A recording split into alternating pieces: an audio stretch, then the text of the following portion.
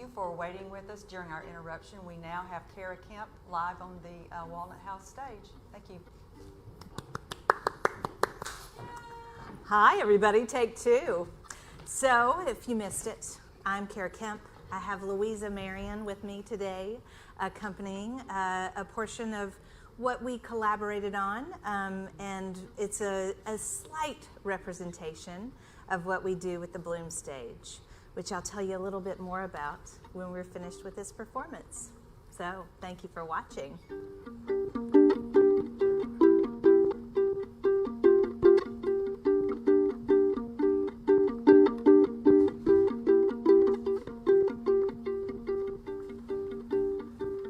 I was raised in the middle of 325 acres of corn, cattle, and hay.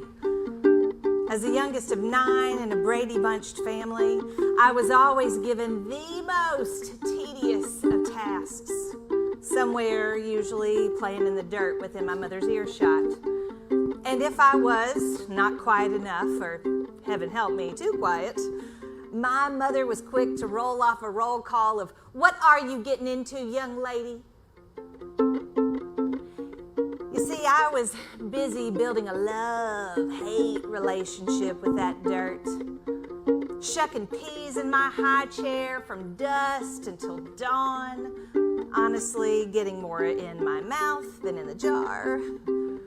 Or by the time I was 5 and I was long enough to stretch out and reach those pedals on the tractor, I was assigned with the task to drive that tractor in first gear for hours on end while everybody else dumped the hay bales on the back. I promise you, my hairline was never as straight as those tractor rows were under the strong, watchful tutelage of my father's eye. Later on, I would set out under a beech tree in the shade and have an imaginary tea party and converse with the ants.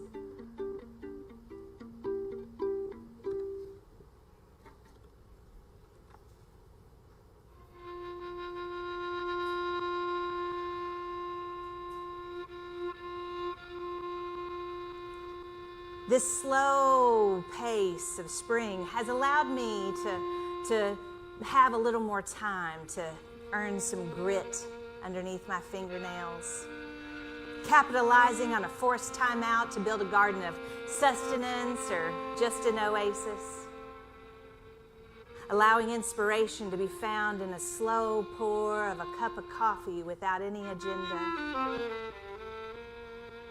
or sometimes succumbing to the emotional gravity of the moment, or relinquishing to a stare out the back window where I spy a cardinal perching on my fence. As he flutters away, he escorts me back to walking through my mother's garden at her first colorful expressions of spring. She was quick to give me a tour and point out, "Now, this one over here, it was just this tiny clipping from something I got from Peggy's yard. Now look at it, it's huge.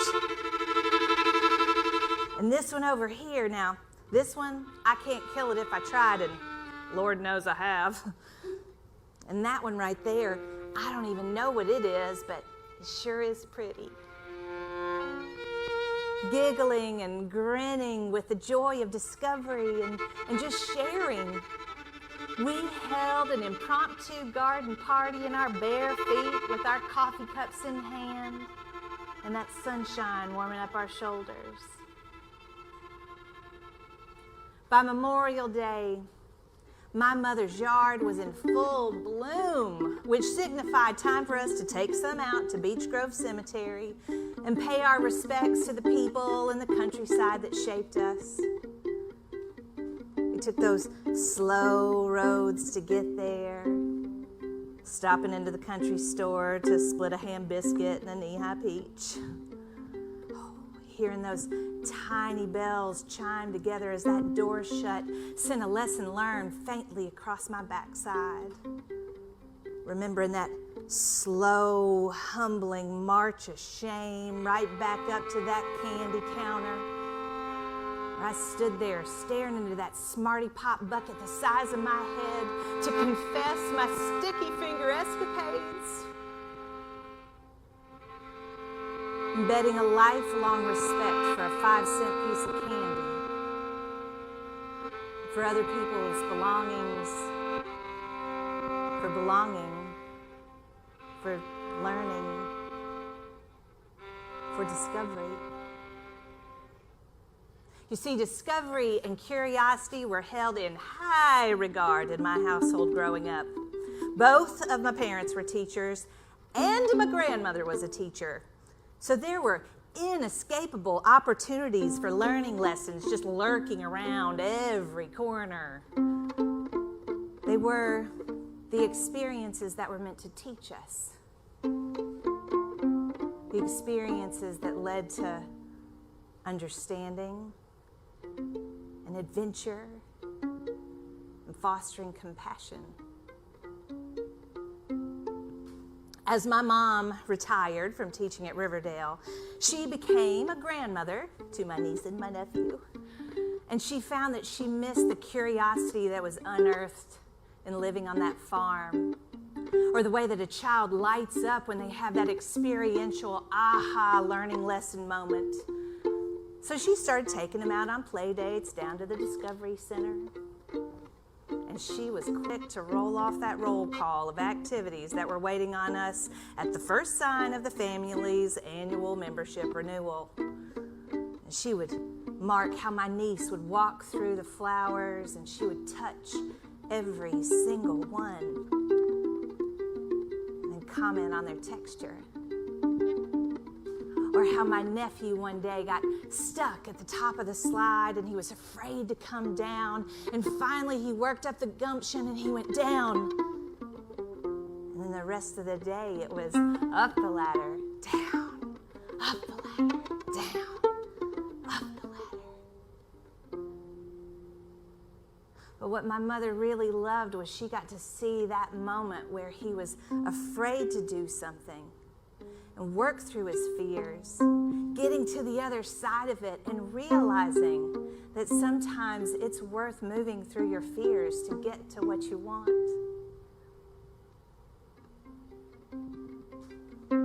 These days of struggling to strike a balance in life, when uncertainty is looming and compassion is in short supply, I find myself returning to the dirt. Truth be known, most days, some days, I'm just digging in the dirt and dishing it. But other days, I'm sifting through that dirt, just looking for those jewels of wisdom that my mother buried for me there all those years ago, giving me the space and time to discover them on my own. And in each of those discoveries, I find that my bond is forged with her stronger even in her absence. So as I stroll through my yard in my bare feet with my coffee cup in hand at the first turn of spring, I can hear her giggle in my memories and see her grinning. And I am so grateful for the wonderment of curiosity. See, life is meant to be discovered. And I hope that you don't just close yourself off and refuse to go outside. I hope that you keep digging in the dirt to find those old jewels of wisdom that are waiting for you there. And that you keep planting the seeds for future generations to discover their own adventures and lessons with play and experience in life. Thank you very much, everybody. Thank you, Luisa. Thanks for having me. This is always really fun. Yeah. So that was a small piece, a small segment of what we do with the Bloom Stage. The Bloom Stage's moniker is, it's the story, the stage where your stories grow. And what we do with it there is we collaborate together. Storytelling is a wonderful art form, but there are very different ways to tell stories. As artists, you can write a song about it. You can build a sculpture that speaks a story. You can make a painting. So what I like to do with the Bloom Stage is just bring everybody in the sandbox together and collaborate all as one. So one of the things that we were talking about is how do you collaborate as a bunch of artists together? For this particular stage, we do it a little bravely, and we don't have any sort of rehearsals. But we do have a theme, and we do a lot of pre-planning. I thought since Luisa was here with me today, you may want to speak a little bit on being asked to be a collaborator on something you'd never heard of before, and what the experience was like for you as a musician with the Bloom Stage. Mm-hmm. So something that stuck with me is when you had asked me, what is it like to go into a collaboration? It can be really interesting because, so let me back up. Over winter break, I had made it a goal to go out and meet as many people as possible. And this was usually through songwriting and storytelling. And so when you'd walk in, you don't know these people, but you go, we're gonna make a song together. Let's tell a story. So you have to learn through this connection and collaboration, what's their passion, what do they love, and you really get to learn a lot about someone through collaboration. And something that I've personally learned is throughout collaboration, throughout meeting new people, throughout storytelling, is that there are two sides to it. You have to learn to, one, be vulnerable and listen as well. So those two sides. And in listening too, you are being very vulnerable.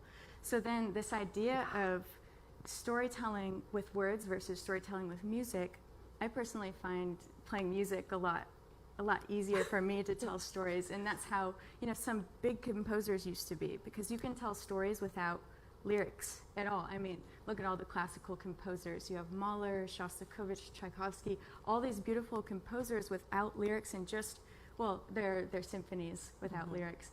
They tell a story. There's so many dynamics, emotions, swells of sound, and you can reach a wide audience through just listening and being like, wow, that was really touching, or you can tell that was really painful, or that was really happy. So personally, music, that's how I can connect. And through collaboration, storytelling through music, something that's really important with all three of those things is what I had mentioned before. One, being vulnerable and open to sharing with other people, and also being open to listening to other people. But then, the most important one of that being listening, especially with 2020 happening and everything happening right now. Collaboration through the people around us is really important, and collaboration through being vulnerable, to being open, to being willing to listen to the others around us and their voices right now. Yeah, thank you. Of course. So with the Bloom Stage, we do have to listen to one another because we don't have these rehearsals, which I mentioned. So we take, always, there is a live visual component, which is usually Gregory Lanham will create a piece in real time. And then we have storytellers and poets and a musician. And then we also have a visual artist that is represented as well, and they're given a theme. But there's no rehearsal. It's just everyone show up. We're going to do this show, and we'll see what happens. The most successful keys and tips to being able to do it, and I feel like I've seen a few of you out there that have actually worked on the Bloom Stage. So if you want to chime in on this as well, I would love to hear your feedback of collaborating together. But the biggest pieces for me have been to make a list in advance of people that I wanted to work with. For example, Luisa was part of Walnut House's singer-songwriter night, which was a fabulous show. And I heard her speak and sing, and all of it just was like, ooh, I need to work with her. But it wasn't until about 6 months later that I actually had an opportunity to. So on my phone and in my journal and everywhere, I find if there's someone that sparks an interest to work with, I will write them down and I will find a way to network with them, which of course as creatives is not always easy because sometimes you want to speak through music rather than through words. But networking and sending out a message to someone, can I have a cup of coffee? Can we meet? I've done that with Ron before and we haven't been able to collaborate yet, but we might be able to soon, someday. To be able to listen to people who are in your arena who may say, you know who you should really work with? I think that you'd have a good time working with this person. So listening to your friends and your peers about who might be a good connection to collaborate with. Rutherford Arts Alliance has been a very nice doorway and segue into meeting many different creatives that are just in your backyard. So showing up for a Rutherford Arts Alliance, I'm going to go ahead and give them that tag there.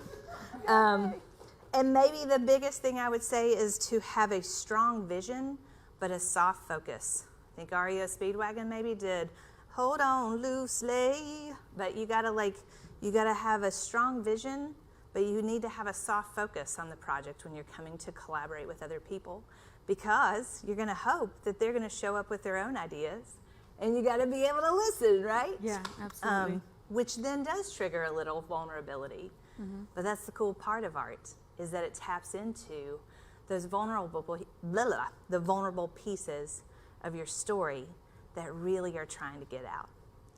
So the other thing that we were going to talk a little bit about was the difference between your personal story, the power of your story.